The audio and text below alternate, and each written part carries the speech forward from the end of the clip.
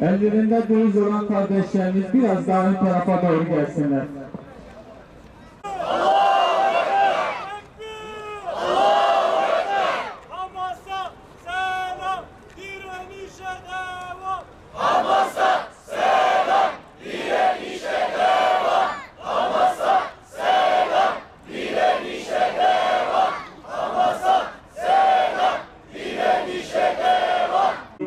Sofrada aranan kuru ekmeğim, açsızım, yuvasızım, yaralıyım.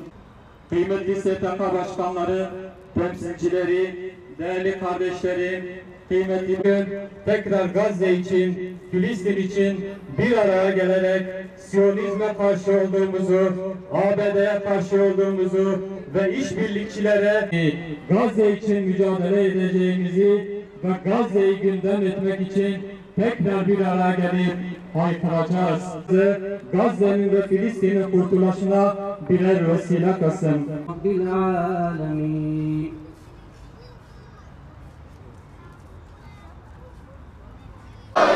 Kahrolsun Amerika, kahrolsun İsrail, kahrolsun Amerika, kahrolsun İsrail, kahrolsun Amerika. Ölürken sessiz kalınmaz. Çocuklar ölürken sessiz kalınmaz. Karşı sessiz kalmak insanlığa ihanettir. Bismillahirrahmanirrahim. İnsanlardan öylesi de vardır ki Allah'ın rızasını kazanmak için kendini feda eder. Allah kullarına çok şefkatlidir. Gazze'de yaşanan insanlık dramı gözlerimizin önünde bir vahşet sahnesine dönüşmektedir. İsrail'in yıllardır süregelen işgal ve saldırı politikaları sadece bir halkın değil, insanlığın vicdanını hedef almaktadır. Her gün yaşanan zulümlere yenileri ekleniyor. Kendi ağırlıklarının yüzlerce katı altında bombalarla parçalanan minik bedenler, aç ve perişan bırakılmış kadınlar ve aciz yaşlılar elbette sözün bittiği noktayı gözler önüne seriyor. Gazze'deki kardeşlerimiz 2 yıla yakın bir zamandır en temel ihtiyaçları olan yemekle ve suyla terbiye edilmeye çalışılıyor. İlaç yetersizliği had safhaya ulaşmış durumdadır. Hastaneler, okullar bombalanıyor, doktorlar ve gazeteciler bir şehit ediliyor. Gazze'de Müslümanlar deyim yerindeyse kıyameti yaşıyorlar. Bugün Gazze'de öldürülen her masum, yaşanan zulme ve katliama sessiz kalan dünya vicdanı bunun suç ortağıdır. İkiyüzlü Batı medeniyeti kendi çirkefliğini her geçen gün daha korkunç bir biçimde sergiliyor. Desteğini başta ABD olmak üzere batılı süper güçlerden alan azgın Siyonistler maddi refahın verdiği şımarıklıkla zulümlerine zulüm katıyorlar. Bu konuda Peygamber Efendimiz sallallahu aleyhi ve sellem şöyle buyurmuştur: mazlumun bedduasından sakının, çünkü onunla Allah arasında perde yoktur. İsrail uluslararası hukuku, insan haklarını ve savaş ahlakını içe sayarak kadınları, çocukları, sivilleri ve yardım gönüllülerini hedef almayı sürdürüyor.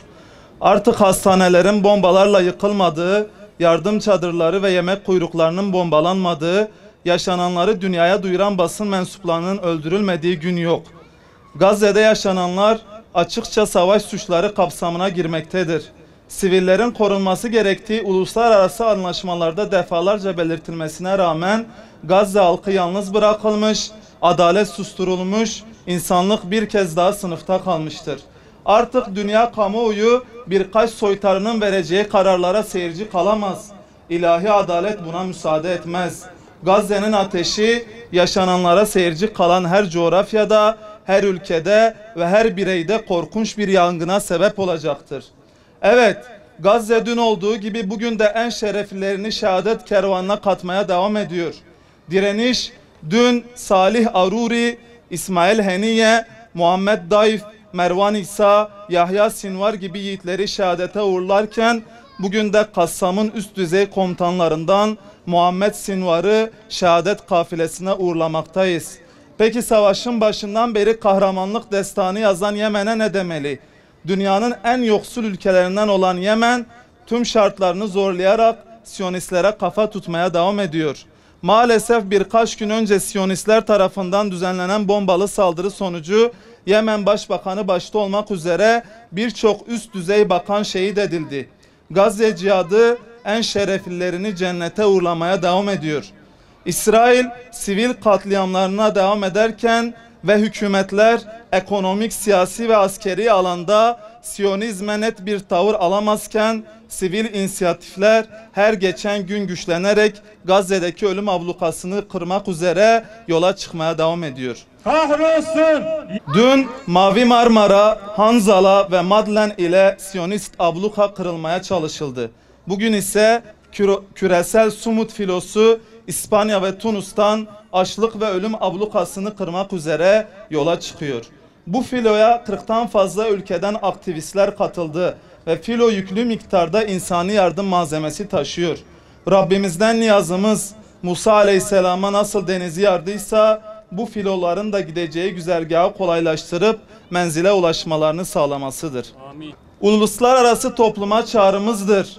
İsrail'in sistematik zulmüne ve işgal politikalarına derhal son verilmelidir. Gazze'de işlenen savaş suçları uluslararası mahkemelerde yargılanmalıdır.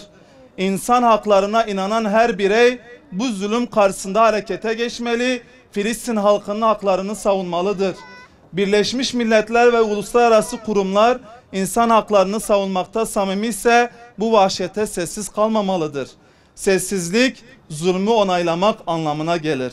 Dönemde artan saldırılar ve insani kısıtlamalar bize bir usul ve esası bir kez daha hatırlatıyor. Adalet ve merhamet tüm insanlığın ortak değerleridir. Bu usul ve esaslar bir gün herkese lazım olacak. Bizler Filistin halkının haklarını savunmaya, onların sesini duyurmaya ve mazlumların yanında olmaya devam edeceğiz. Bu haklı mücadelemiz zalimlerin gücünü değil, mazlumların dirayetini artıracaktır.